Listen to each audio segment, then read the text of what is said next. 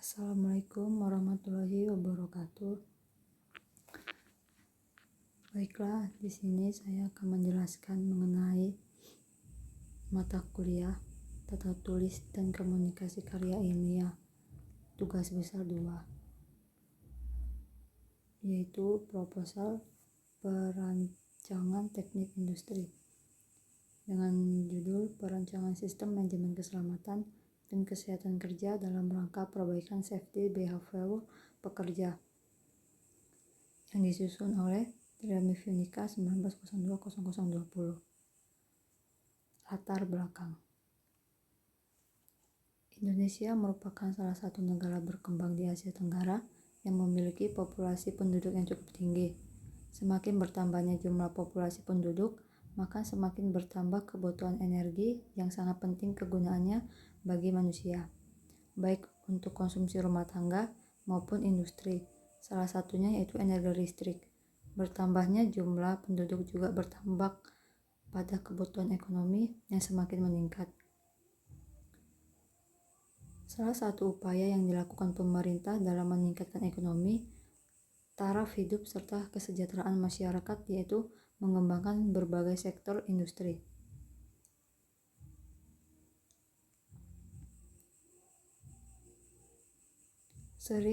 Seiring dengan kemajuan perindustrian di Indonesia yang semakin cepat, yang merupakan perwujudan dari era industrialisasi yang ditandai dengan bermunculnya pabrik-pabrik besar di Indonesia, penggunaan mesin-mesin ataupun instalasi yang lebih tinggi.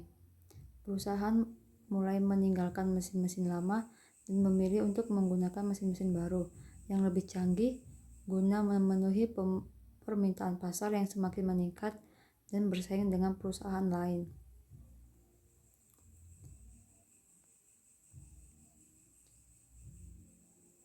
Peningkatan penggunaan mesin-mesin modern dan canggih seperti ini haruslah diimbangi dengan peningkatan kualitas tenaga kerja dan penerapan keselamatan dan kesehatan kerja yang baik dan benar.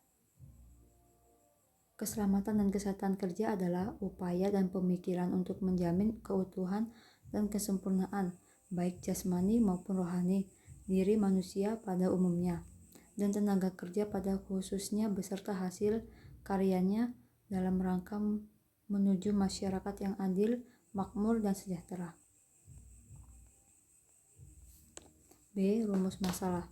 1. Bagaimana kebijakan keselamatan dan kesehatan kerja di Departemen Waving to PT Kusuma Hadi Santosa. Tujuan masalah. Adapun tujuan dari penelitian sebagai berikut. 1. Mengetahui bagaimana kebijakan keselamatan dan kesehatan kerja yang ada di Departemen Waving to PT Kusuma Hadi Santosa.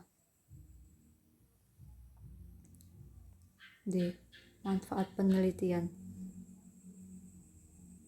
Hasil penelitian ini dapat menjadi salah satu referensi bacaan untuk menambah pengetahuan dan wawasan serta menjadi bahan kajian ilmiah untuk penelitian berikutnya terkait penerapan sistem manajemen keselamatan dan kesehatan kerja atau bisa disebut SMK 3 dalam upaya mencegah kecelakaan kerja.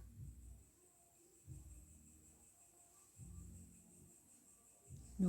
Manfaat bagi peneliti. Hasil penelitian ini diharapkan dapat menambah wawasan pengetahuan dan memperkaya bidang keilmuan bagi diri peneliti. E. Kerangka pemikiran. 1. Perancangan. Perancangan dapat didefinisikan sebagai penggambaran, perencanaan dan pembuatan sketsa atau pengaturan dari beberapa elemen yang terpisah ke dalam satu kesatuan yang utuh dan berfungsi. 2. Sistem. Sistem berasal dari bahasa Latin dan bahasa Yunani adalah suatu kesatuan yang terdiri komponen atau elemen yang dihubungkan bersama untuk memudahkan aliran informasi, materi, atau energi untuk mencapai suatu tujuan. Dengan adanya sistem segala sesuatu menjadi teratur dan terkait satu sama lainnya. 3. Manajemen. Manajemen adalah usaha untuk mencapai atau menggapai tujuan tertentu melalui kegiatan usaha orang lain. Manajemen adalah suatu proses unik dan khas yang terdiri atas tindakan-tindakan perencanaan, pengorganisasian, serta penggerakan dan pengendalian yang dilakukan guna menentukan arah serta mencapai tujuan yang telah ditentukan sebelumnya melalui pemanfaatan sumber daya manusia atau bisa disebut SDM, serta sumber daya lain. Jadi, dengan kata lain, manajemen strategi untuk mencapai satu tujuan yang telah ditetapkan.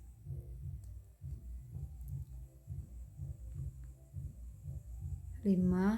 Sistem Manajemen Keselamatan Kesehatan Kerja atau SMK 3. Pengertian sistem manajemen keselamatan kesehatan kerja dapat didefinisikan sebagai suatu kondisi di mana karyawan dalam melaksanakan pekerjaannya dengan terbebas dari kemungkinan terjadinya kecelakaan, sehingga mereka tidak merasa khawatir akan mengalami kecelakaan. Keselamatan kerja merupakan aktivitas perlindungan karyawan secara menyeluruh. Artinya perusahaan berusaha untuk menjaga jangan sampai karyawan mendapat suatu kecelakaan pada saat menjalankan aktivitasnya.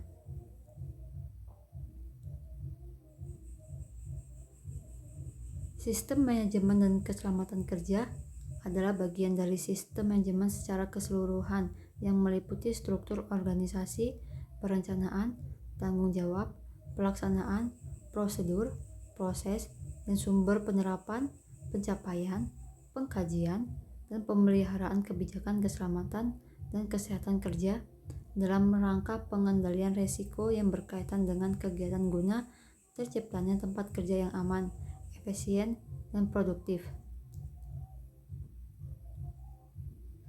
6.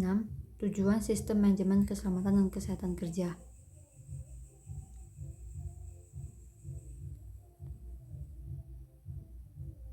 Sistem manajemen keselamatan kesehatan kerja atau kita sebut dengan SMK 3 dinyatakan bahwa SMK 3 memiliki tujuan sebagai berikut. 1.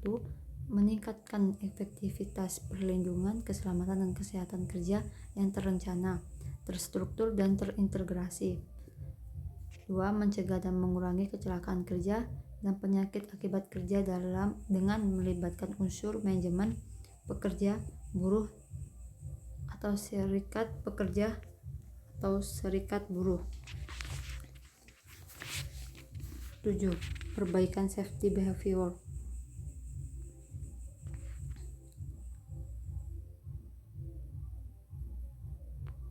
Perilaku diterjemahkan dari kata Inggris behavior, dan kata tersebut sering dipergunakan dalam bahasa sehari-hari. Namun seringkali pengertian perilaku ditafsirkan secara berbeda antara satu orang dengan yang lainnya. 8. Faktor yang mempengaruhi perilaku keselamatan individu kerja. Ada beberapa faktor yang mempengaruhi perilaku keselamatan individu pekerja, yaitu A. Faktor organisasi, B. Faktor personal image, F. Metodologi. Penelitian ini menggunakan pendekatan penelitian kualitatif, di mana penelitian kualitatif sebagai metode ilmiah sering digunakan. Sejumlah alasan juga dikemukakan yang intinya bahwa penelitian kualitatif memperkaya hasil penelitian kuantitatif.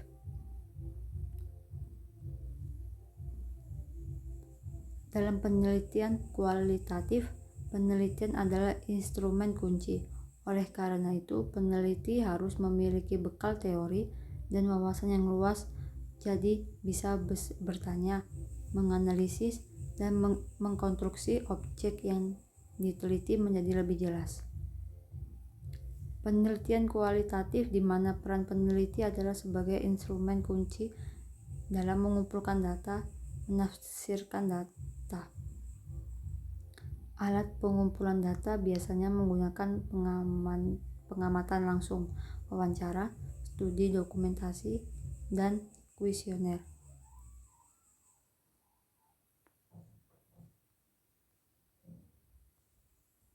Baiklah, sekian presentasi dari saya. Wassalamualaikum warahmatullahi wabarakatuh.